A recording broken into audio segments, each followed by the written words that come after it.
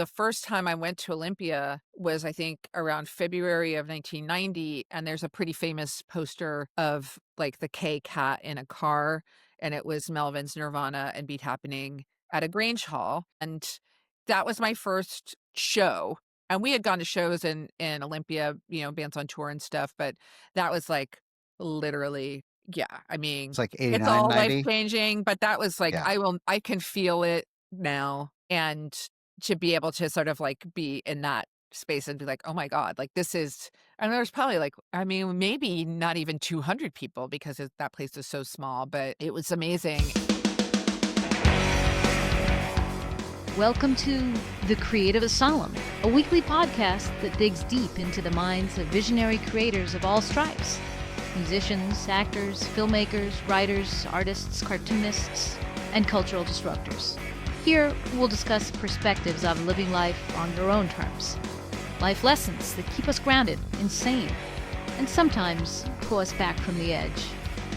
So, take a deep breath, loosen your grip on the bland and the boring. This is your weekly prescription for authentic living, creative clarity, and hopefully, a little bit of cultural rebellion. Side effects may include spontaneous joy, existential epiphanies, and an uncontrollable urge to do weird and beautiful things.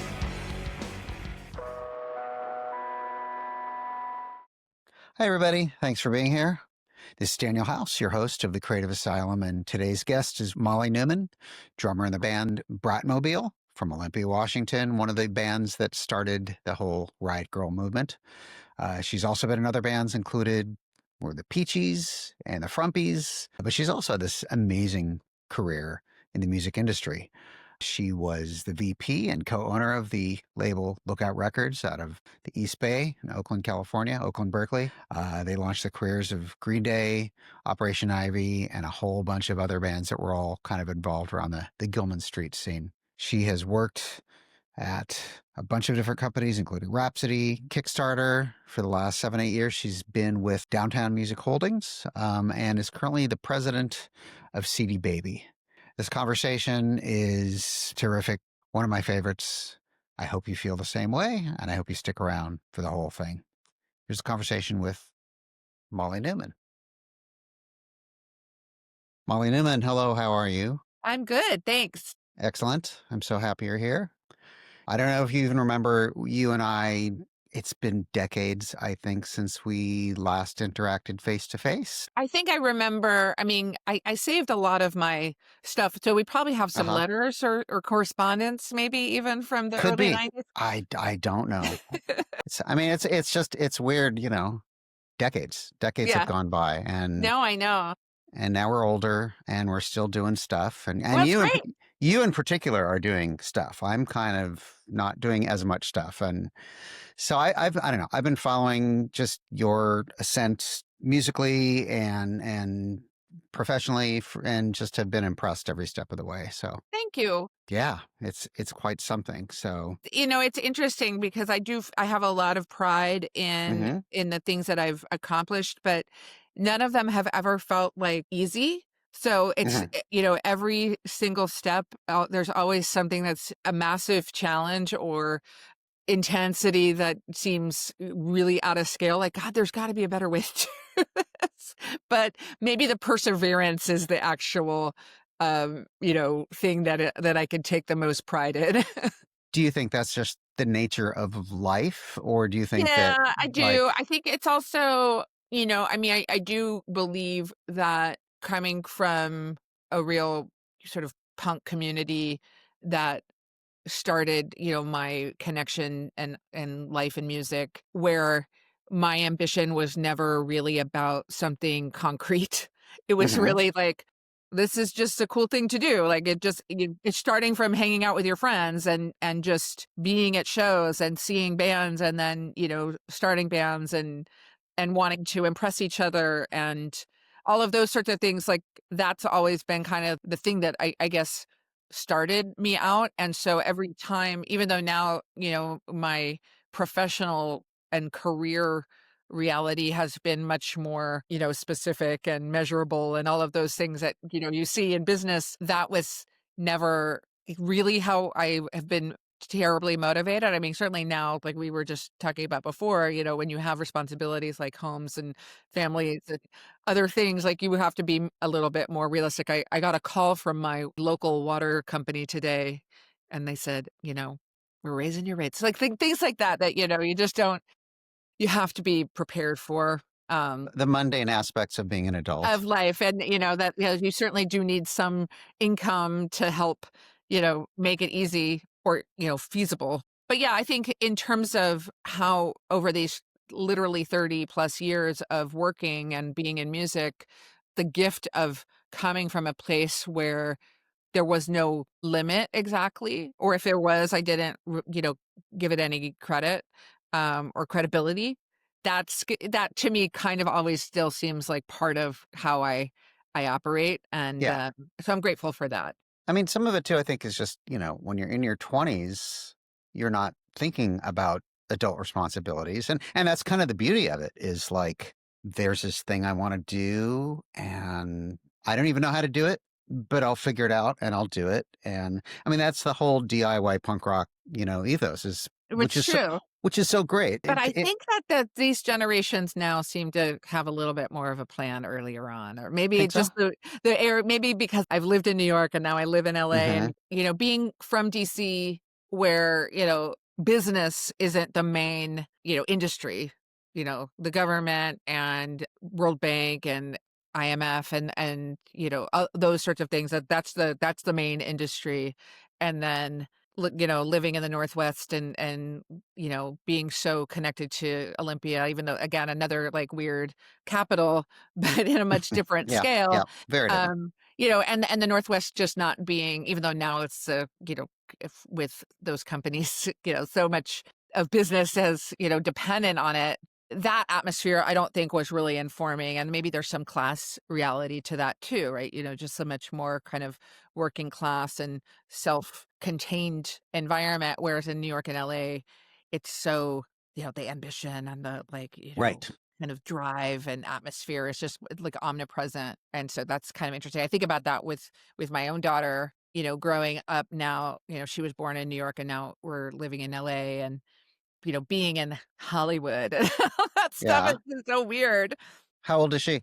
She's 11, almost 12. She's got a little bit of just a different reality that she's growing up with, like visibility into, into things that I just, or I'm still learning about. Does she like LA? She does. She does. She likes being from New York. Okay. And we Sure. do go back, like in August, we went back before school started and had a week of shopping as the main, activity. And then, we went to a show and went to some museums, and had a pretty well-rounded New York experience. But we walked and took the subway almost everywhere. And that's just like a different, you Completely don't do different that, mindset. in California. Absolutely. So, she'll be like, oh, are we walking? And I'd be like, we just did another 5 miles, Yeah. What does she seem to be drawn to music, either just as Yeah, a it's as a interesting. listener, or do you think she'll end up like playing music, or who knows? So one of the things that I'm really proud of that's part of this journey, and starting our band in the early 90s and having feminism and the support for women and girls making music as sort of part of my own identity. There have been, in that sort of wake, these camps for girls, that rock camps for girls that started in the, I guess, early 2000s. The first one was in Portland, and then they popped up in this very self-contained, anarchistic kind of like, just there's no order to it. It wasn't a commercial franchise. It was like in each town, from whether it's Portland to New York to London, a group of people would get together, find local musicians and mostly women. I guess mostly the model was like, you start the week, you write a song, everybody picks their instrument, writes the song, and then you have to showcase at the end of the week. And so from the beginning to the end, it was like you would have a coach and maybe like an instrument. You learn whatever your focus instrument was, and then someone who's helping you write the song, and then that would be the thing. And that seems like that's kind of been the model around, all these rock camps. And so when I saw these popping up, I was like, oh my God, this is amazing, because it's just so simple. and so effective. And really, it wasn't to write the best song or to become the best songwriter or the most virtuoso guitar player. It was collaboration, positive self-assessment, all of these other sort of ethereal attributes that are, really a lot of women, a lot of men struggle with, but just giving this sort of safe, specific space for it. And so when, I didn't ever know if I was going to necessarily be a mom or have a kid or have a girl at all. But like when I did, I was like, oh my God, this would be so cool to have her go to one of these camps.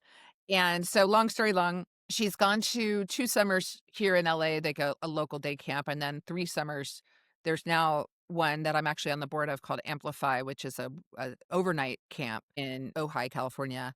And she's gone to that 3 summers now, and she's been playing Nice. drums like me, and it's been really rewarding. But now, as you would imagine, she's not sure if she wants to do that. And so I have to kind of check myself because it's not my life, right? I have to let her make these decisions. And if she needs to take a break and she wants to get back into it, there's no harm in her having some instinct for drums that she Sure. started young.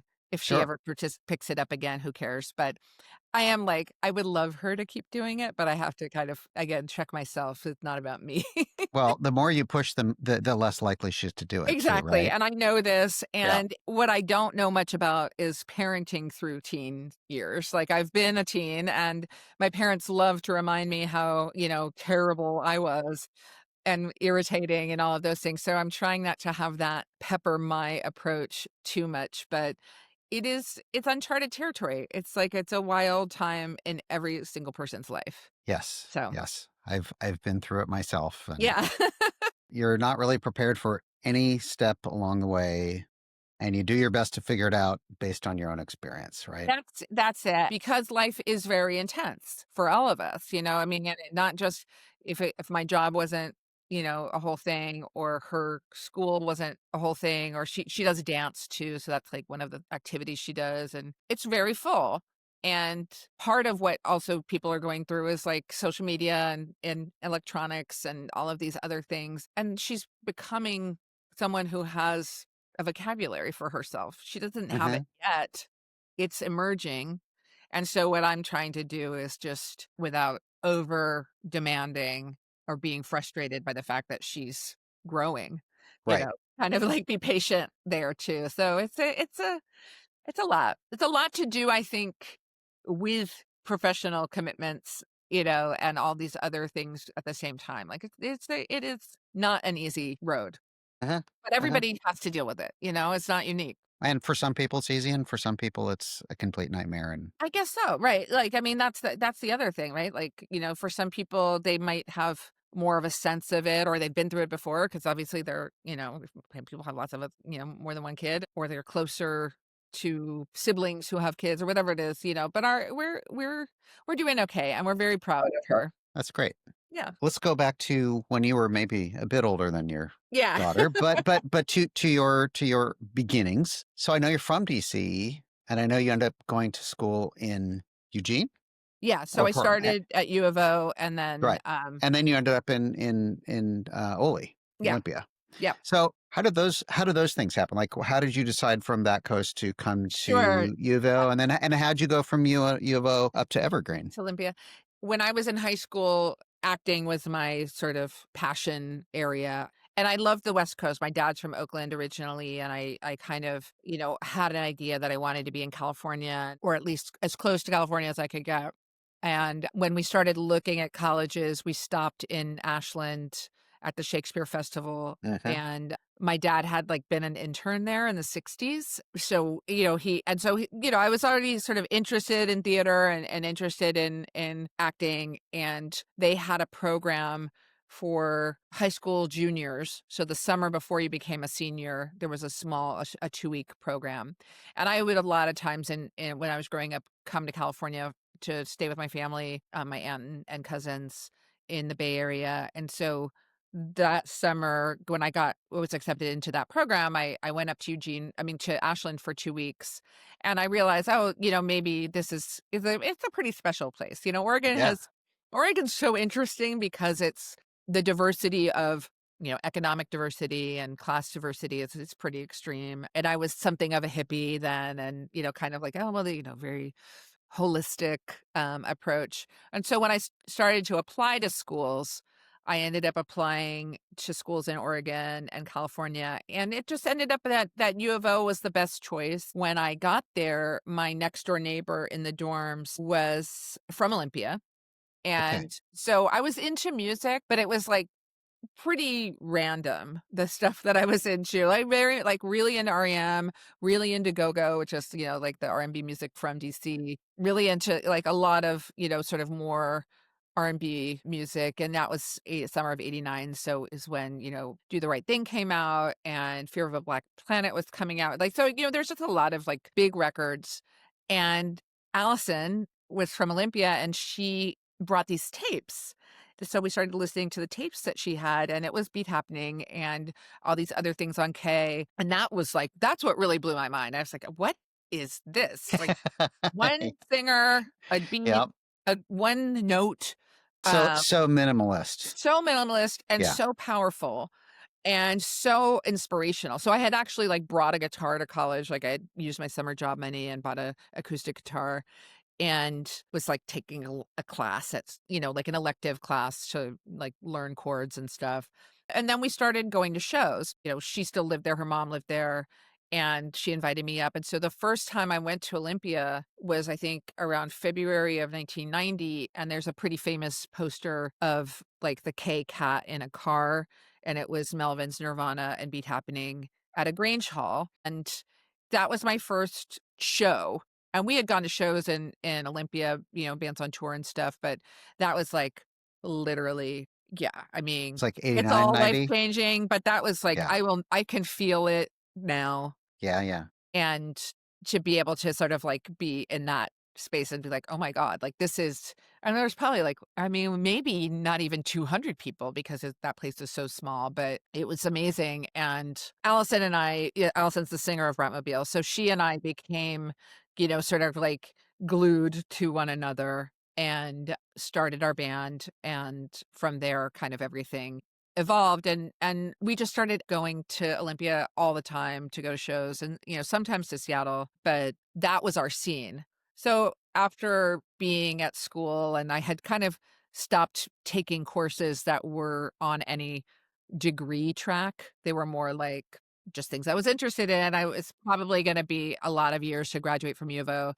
Yeah. Everything transferred when I went to Evergreen. And I got full credit. I graduated early and I was able to live there. I only lived there for about a year and a half before I graduated. But it was, just really special. And I'm still very connected to my community there. And our band ended up playing a show this past summer. I was going to ask you about that. In Olympia, and all of our friends came, and it was awesome. It's kind of wild that I know there've been a lot of breaks in between, but like, Yeah. You start Bratmobile in 92? Is that right? Well, I mean, technically 91 when Okay. she and I played our first show, and then Okay. it was just the two of us, and that was like February 14th of 91, and then we played. That was with Bikini Kill, their second show, our first show, Some of the Lit Sidewalk, and then we kind of had a lineup. We played with someone who ended up being our full-time guitar player in DC, Aaron Smith. And then when we were on the West Coast, if she wasn't around, like sometimes other people would play with us. Not too much, but in those days, then she kind of became, it was just the trio after that summer of 91. And then we started, making records and, doing tours in cars. It's unfathomable, especially now, like when I think about just a different generation of what you don't know, out of sight, out of mind. I'm not saying my parents didn't care about me, but they could not monitor me. Like I can monitor, my kid doesn't have a phone, but if she did, I could monitor her every move. Sure. But we're also talking about a time that was pre-World Wide Web. I mean, exactly. All of the, there's just the connectivity was so contained. And the things that we did, I don't ever feel like we, fortunately were ever in grave danger, but we were probably in some reckless environments, Sure. and so we're pretty lucky in that way. Being in our early 20s and we didn't have management, we didn't have a careerist approach, I should say. Like we were like, oh, we made records, we put them out, some of them sold. Some people came to our shows, but we never really felt, I don't think, and it's interesting to think about in context of my work now, working with many, like hundreds of thousands of, pre-professional, professional, like all the different like ways that you would maybe think of yourself.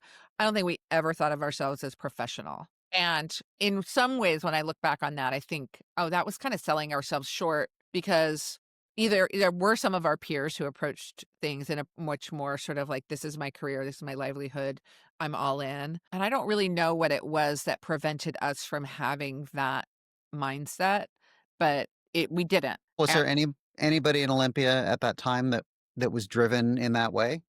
That's the thing. I don't know. I mean, you look at like what Calvin did at K. I mean, he was, with many people's support, specifically Candace Pedersen, but like, started and maintained a label that, has lasted 40 years now.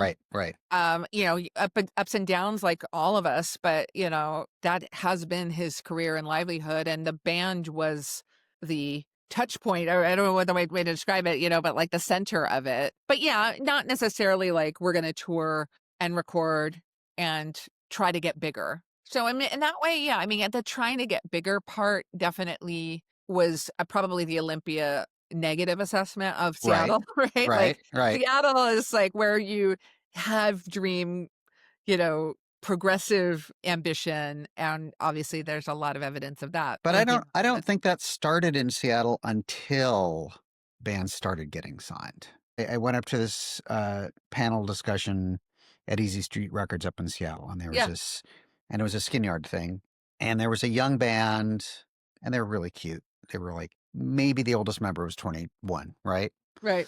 One of them had his hand up and asked a question. And, what advice would you give a young musician starting in a band? And my answer was like, well, that's simple. You do it for all the right reasons. And if you're doing it because you want to quote unquote make it, you're already starting on the wrong foot. Like if you're not doing it for the love of what you're doing, then you're going to totally go off track. I think it's fine. I think it's fine to eventually want more. Right. But I don't think that's why. I mean, I think probably for you and me both, that's not why we ever got into it, right? No. And now that I sort of have, been working in the music industry in all these different ways over the years, and I do see, and even friends of mine now that have, either lasted and have fans or audience, or, have figured out a way to have this be their career, either by being like smart business people on their own, probably just like not extravagant, or just had some exceptional event where it connected, and all of a sudden it's their music is what people just adore. I mean, having part of my career be connected to the East Bay and peripheral to Green Day's trajectory also, to see that level of success and peripheral to like Rancid as well, right? Yeah. But just to kind of like observe lasting so long and being one of these bands that is just iconic in a way, right? It's really impressive. And you look at like, okay, well, what are the things that contributed to that? Like talent, obviously, work ethic, opportunity, crazy magic, like it's all the things, right? Yeah. But what's interesting is, and again, back to kind of being in LA, like in LA, you have connections and you have people who like, oh, I know this guy, let me give you a call.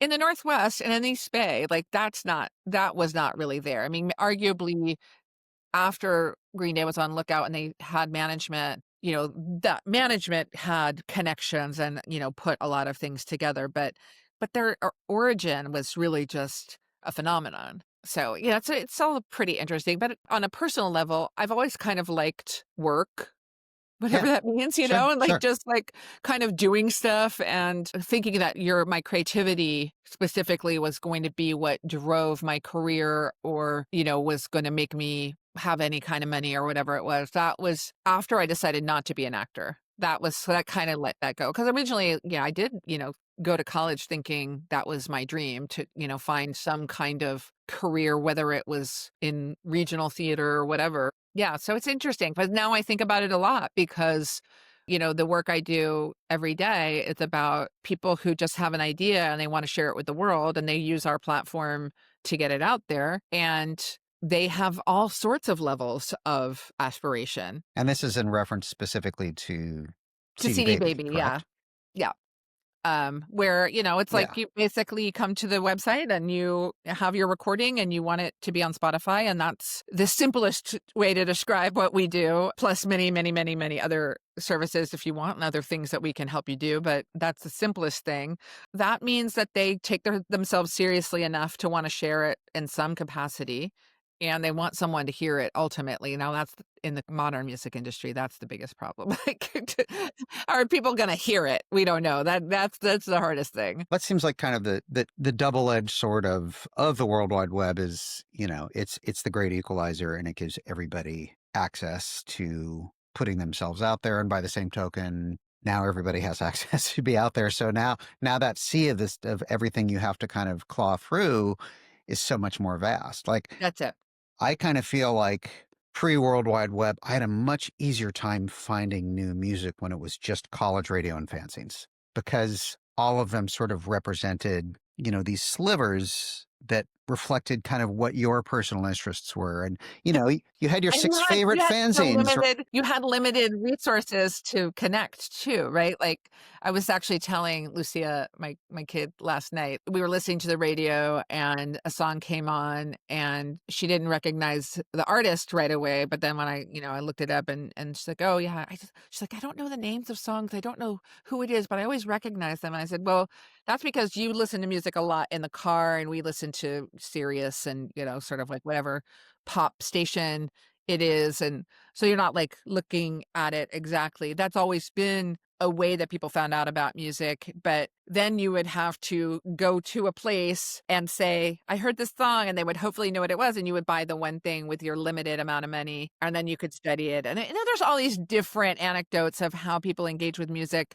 But for 11-year-olds who aren't like, she's like, I've made some playlists. I'm like, I know you have, but it's not your regular practice. And she's not listening to playlists other people create yet, because that's not something that she's kind of gotten into. So, and she doesn't have a phone. So she's going to use whatever, access we let her have. It was a little simpler and the connections perhaps were deeper. And, I observe and read a lot about the, discourse that's happening right now about, a living wage for artists and what's fair from the music industry to support artists and their creativity. And I think the area that I sort of, I'm not to say challenge exactly, but, I get stuck a bit is with the numbers that we see, of individual, like hundreds of thousands of new individuals making music to share. What's realistic about a living wage for that number of people?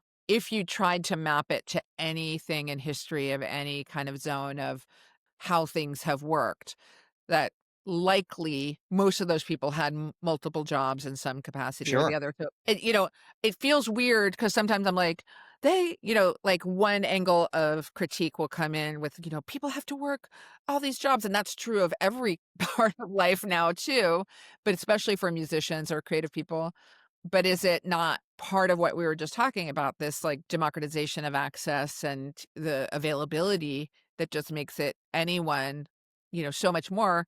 I benefit from that. My company benefits from that in many ways, but we also are challenged by it. People are frustrated. Like, hey, I put my record up with your service and nobody listened to it. Like, what's up? Well, because there's no guarantee. No, there's no guarantee, but they don't necessarily know that. They don't necessarily know that that doesn't guarantee an audience. My response would be, well, they should, which is maybe a really rude response. Well, I mean, there's moments, I guess, sometimes I do feel a little bit rude, but I guess one of the areas that I try not to be is the idea that, because playlisting has become the way that people discover a lot of music, that any one person who's making their first song and putting it on a service would think that that is an expectation that they should have, or they should pay someone to help them get it there, versus back to how you and I probably got, motivated in music and built our own, community, going to shows, finding like-minded people,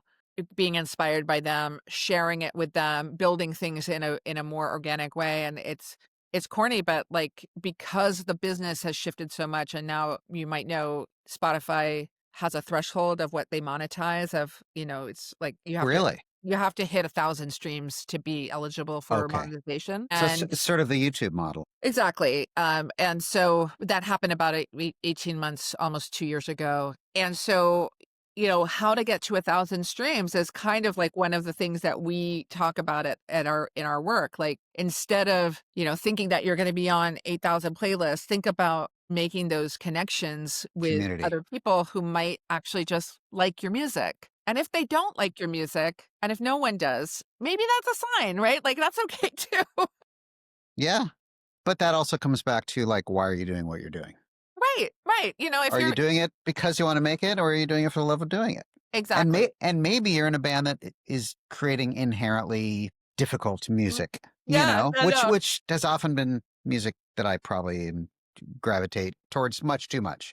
Well, in my career, I've done lots of different things, but one of the things I did was management for a while as a sort of like, not a side hustle exactly, but like a prong of my work. And one of the bands that I managed, it was called The Locusts from San Diego, Yes. where Yep. you're I'm living. familiar. I'm very And familiar. in some audiences, like, the most challenging music of like content, like lyrics that you can't necessarily Think- interpret without looking at the lyric sheet, yes. and sonically. But yeah, But there's also it's something like intense. extremely intense about the actual compositions. And the guitar player is a guy named Bobby Bray, who is a teacher in music. I think he even teaches music industry in San Diego, I think at the community college. And I remember him when we were starting to work together, and he would talk to me. He would kind of like one of these like late nights, and he would start, waxing weirdly philosophical, like about his composition, using his guitar as this, crazy instrument of chaos and challenge, sonic challenge. But it's really beautiful, and it really has incredible depth to it. And then you go into the actual musicians, like the drummer who, we lost, unfortunately, Gabe Serbian, like arguably one of the best drummers in history. Just like technically so crazily good. And Kareem, the keyboard player, and Justin, the bass player. Justin's still pretty active in the And music he's world got, these I mean, he's days. always got like 8,000 projects, and now he's got multiple books, and he's got his own podcast. And so he's asked me to come. He's like, I got to do it in person. I'm like, okay. But I got to get to San Diego for a good reason to do his podcast. And I also want to see the panda at the zoo. I'd like to see the panda too. If you're enjoying this conversation, please make sure you hit that follow button so you never miss an episode.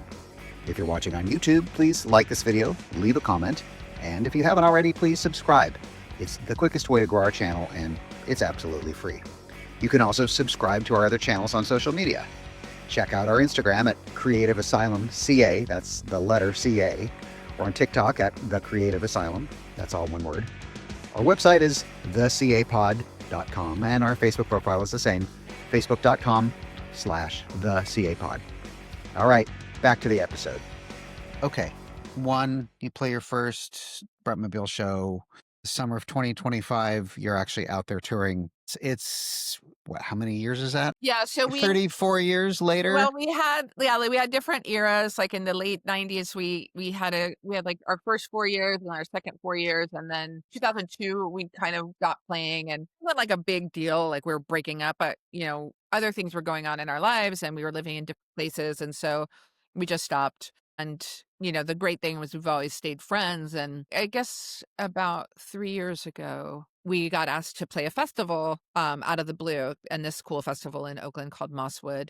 And it just worked out for Allison and me that we could figure it out. And unfortunately, it didn't work out for Aaron, but we were able to find other friends of ours to come play with us. And so that's been really amazing. And so the last 3 years, we've had some shows every summer. The first one was just Mosswood and like a warm-up show. And then the summer of 24 or spring and summer, we played a smattering of shows here and there and a couple of other festivals. And then this summer again, we did the same thing. So it's been pretty cool because, first of all, different generations who either discovered us out of the blue or stuck with us. Some of our shows have definitely been bigger than they ever were, like when we played before. And that's Sure. amazing. And then, to kind of be where we are in our lives, and especially in this time in history, which is so difficult and painful in so many ways. The horror show that is our current government? And our government and the global issues and like everything is just so bad. And to be able to be together and have fun and, have this time of, relief in a way. But the counter to that is that it is really hard to be in a band. It's very expensive. Unfortunately, we don't all live in the same place. So we fly people in and, we have to manage all of the business stuff. So it's been really helpful for me in my work, my day job, to have a lot more empathy for the artists that are taking themselves seriously and are trying to have a career. And, I do think we're in a really fortunate position when I see the numbers of how many people don't have many streams at all and, don't have people buying tickets and all of these things. I know we're in a pretty fortunate position and it feels like a grind. So when you see we know people are buying whatever, last weekend we had Chapel Roan play to 40,000 people at the Rose Bowl and, everybody's playing SoFi Stadium at, these big pop stars. And then you see people kind of grinding it out to get 100 people to Zebulon or whatever. It's good to have that perspective. It's also good to point out that Chapel Roan didn't always used to be big like she is now. No. She started similarly, she's an amazing story, and it's an incredible story. And I think that gives you something to dream about, but it's also a reality check that this is a very difficult industry to take a risk on. But also everything is, right? Like sports, any creative pursuit. It's just weird. It's a wild time. It's hard for me to imagine starting a band in this day and age. Then again, maybe that's just me because I'm old now. It is in so many ways, it's a young person's game, I think. But I mean, in your case, look at Wet Leg and these other bands that keep popping up, and you're like, these are incredible. This is incredible music. Wet Leg's an interesting example, but even then, they're not old like me. Right. So speaking once again back to Bratmobile and going back to the beginning, you've probably talked about it endlessly, but when you look back and think about the part that you played and your band played in this whole movement, called Riot Grrrl, which I feel maybe is not really used as a term so much anymore, but it seems so enormously relevant to societally what was going on with independent music back then, and I'm just wondering, just sort of broadly, your thoughts about all of that, because you were so part of that whole explosion that was going on at that time. Well, it's interesting because we were playing with the the artists that you released. We played with the Gits, I think, painfully a week before Mia was murdered. We played with 7 Year Bitch. Right. Yeah. And we were on tour, our first tour, when we found out that Stephanie was gone. And so being part of that time, what's really kind of cool is I've now become friends with Jennifer Finch from L7. And, I think of our bands, there were, the bands that inspired us, Allison and me, were L7, Babes in Toyland, Dickless, and, this sort of not necessarily grunge, quote unquote, but more heavy guitar driven punk and rock by women, but 7 Year Bitch and L7 and Babes in Toyland, they were not Riot Grrrl, right? They were ahead of it. They kind of had their own community. And I think some of them were intrigued and maybe but we're not that, that they're, and that was, I never resented that or felt anything other. That made sense to me. 7 Year Bitch were always very adamant because they were always lumped in. Right. They were with lumped in, but they were interviews. totally different, and they had their own, like because they were like sick musicians too. Like I think that they had maybe like a little bit more of that professionalism that kind of we were talking about before, like it's more serious. Maybe your perspective is different because you were there, right there. Well, I think a lot of their sensibilities and attitudes were very much mirrored a lot of the same kind of spirit of the whole thing, No, for sure. you know? And I think we were super fans, right? Like Hmm. that was the truth.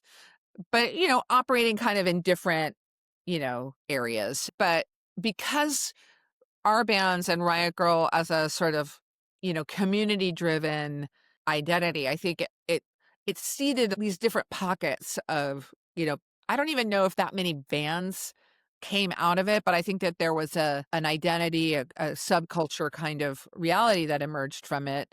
And that's what is really, I feel a lot of pride in Yeah. that has, generated something that, yeah, maybe because it wasn't a genre, it wasn't like, and I Right. think Right. we personally, our groups were not leading it from like, we are a Riot Grrrl band. Right. That there Right. was like a little distance from that too. We were like, well, we're just, we're definitely women. We're definitely girls in doing this that's different from our peers who are not women. But, that like the community aspect of it was its own thing. But now what's kind of cool, again, back to that legacy of, trying to nurture new generations. I think when young girls discover some of the language and some of the artifacts of, there may be like a manifesto or some other, like it still has meaning. And that's pretty awesome. I think it's just awesome. I agree. The world needs more feminism Right. in I in know. in whatever form it takes. Yeah. We need more feminism and we need more Antifa. Yes, I Um, know. So painful. So it painful. is. It is. So your professional world probably would not have evolved the way it has had it not been for your music world. I'm assuming. I don't know. Yeah, yeah. I mean, I think that it was time and place for a lot of things, like, Yeah. ending up in the Bay Area after I graduated college and working, pretty normal job as a receptionist at, some random company, and then being around when Lookout was growing so much and kind of raising my hand and saying, you guys look like you need some help and you don't really know how to do office things, Right. like that was kind of one of my first like, let's clean. It was really gross. Number two, let's organize, let's put some files away, let's set up a system. And then Maybe get a three, get let's a start to, database. yeah.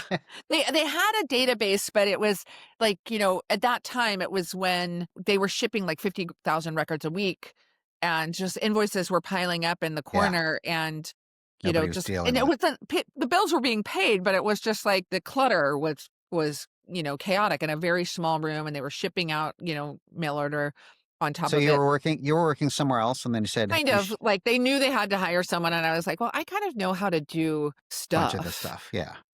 and I had grown up around, my dad was a kind of a media guy. And so I knew about like relationships with, newspapers and things like that. And so I took on that kind of PR, marketing, radio promotion, kind of Jane of all trades type of job, that I think a lot of independent labels had then, right? Promo. And that got me into, when with the 90s and, records selling so much and there being a real business and, lots of artists that had fans, like that was what we did. So it was a really fortuitous time, but not being skilled, experienced business people didn't really know how to be measured in that growth and anticipate the likelihood of a decline, and that, and the internet emerging, and file sharing and all of those things. It kind of weathered that,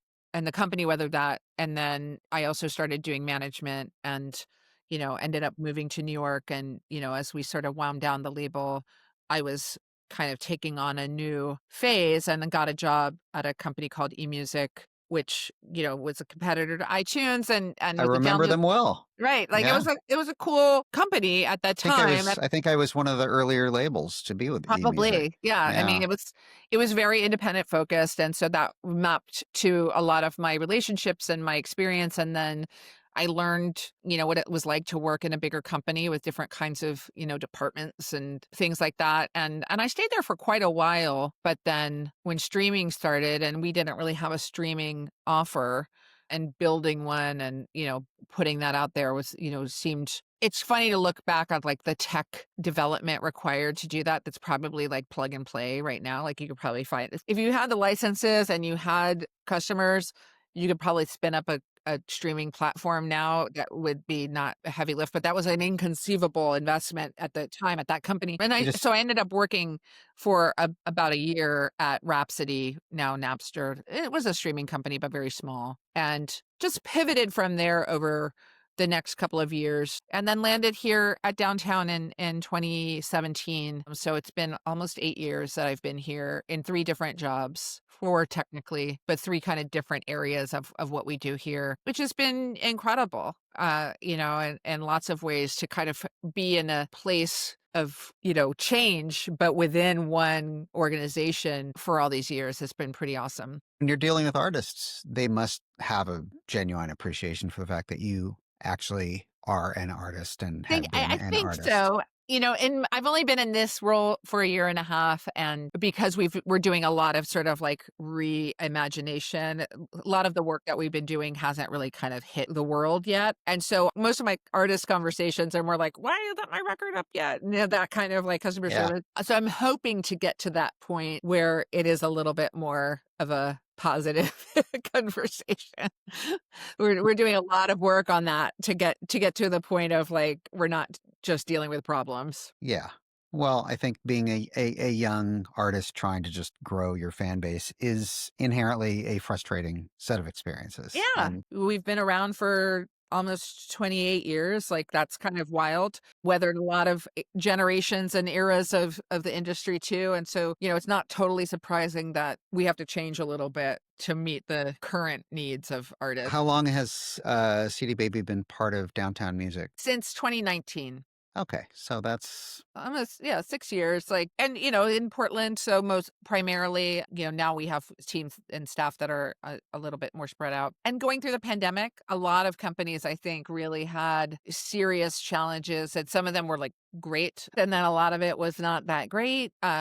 People testing platforms like ours. I think a lot of this space, other companies too, felt the pressure of people being like, oh, maybe I can do something cheeky or sneaky or actually really bad and get away with it. And, I think a lot of parts of the industry have had to respond to that, which we have, but we're trying to work with humans, period. Humans who use AI to make their music. That's not really the area of concern for us, but we're not really interested in 100% Gen AI music. That's not for us. I'm not really either. No, I think AI is a great set of tools potentially that can enhance the creative process, whatever that might be. But I do have issues with the just entirely and wholly created using AI where there's not necessarily any kind of real human creative process involved, I really hope we can, do our best to continue to validate humanity.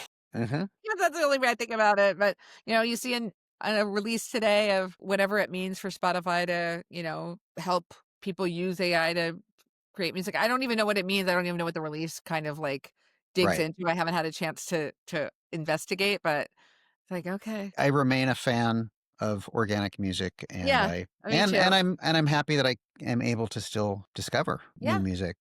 There's still and there will forever always be amazing music being created by amazing people. And I really do also think back to like that show I was talking about at the Grange Hall, and I hear about shows that happen on school nights for underage, under 18 youth here in LA, like in weird warehouses and stuff. Like things are still happening that we might not have a direct connection to. And that experience of hearing and feeling and seeing on all of the senses in combination, I think is still the most powerful. So as long as we don't find a way to really undermine that, which I think is also not a guarantee because behavior changes. and things that we never thought we would be doing, like talking on a computer to one another. Okay. True. And Dick Tracy watches Yeah, are exactly. now a Like all thing. of these things were, like we never thought they never seemed, real or feasible, and they're totally normal. So I'm trying not to be too pessimistic and keep fighting the good fight, I guess, is the way to do it for me now. I think it's very much still human nature to build community. Right. And that's what that is. That is Right. this is a form of building community just within the world of music, Sorry for the interruption, but we need to take a quick break for the sponsor of this episode. This episode is brought to you by Bunny Smut. Are you sick of the Trump administration trying to gut our democracy and turn our country into a dictatorship? Are you disgusted with all the corruption, with the ICE raids against our citizens? Do you agree with the idea of no kings? If so, then Bunny Smut is what you're looking for. T-shirts that scream loudly no to MAGA and no to Trump. We're fighting against Trumpism and autocracy one t-shirt at a time. BunnySmut.com. So we're getting close to being out of time. Okay. So let me just ask you a final question.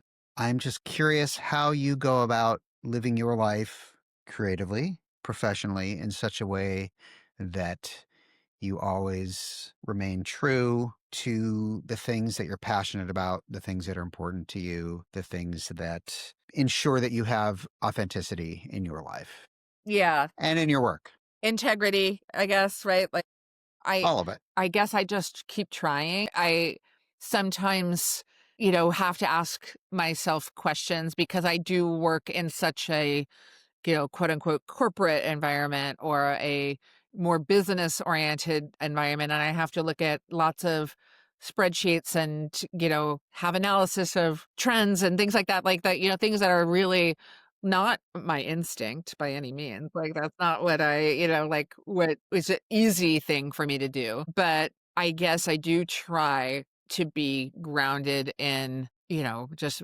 being like some basic principles of kindness and generosity and not being self-centered and so entitled to what is fair or not fair or any of those sorts of things. Like there have been some painful lessons I've had to learn along the way around things that were clearly not fair.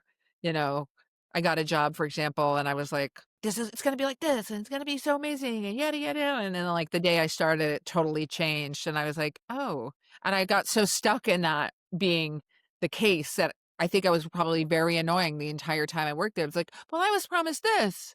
And that's one of the lessons that I've kind of had to say, like, well, basically nothing's guaranteed. It's not that bad.